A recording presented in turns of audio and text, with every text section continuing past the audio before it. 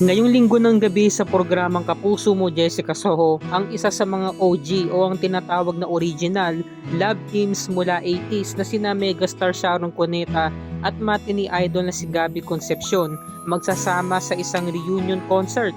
Gabby at Sharon, nakapanayam ni Jessica Soho. Kamusta na nga ba sila?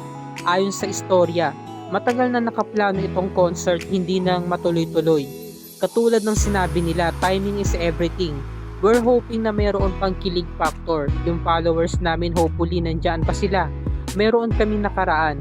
Hindi maalis yung good times na iisipin mo. Kaya kayo nagsama because meron kayong pinagsamaang maganda. Hanggang ngayon, okay kami ni Sharon. Eto ang mga ikinuwento ni Gabby. At eto naman ang sinabi ni Sharon Cuneta.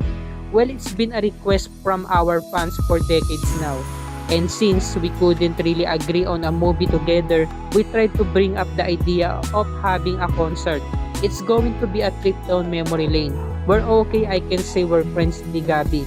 But I'm hoping we get there because we do have a daughter together. We haven't really been in each other's company for such a long time. Considering our history, hindi yun madali. You just keep reminding yourself it's just work. Be professional. Mamayang gabi mga kapuso ay malalaman natin kung ano ang resulta ng pakikipanayam ni Jessica Soho sa dalawang ito. Sabay-sabay natin pakatutukan yan mga kapuso.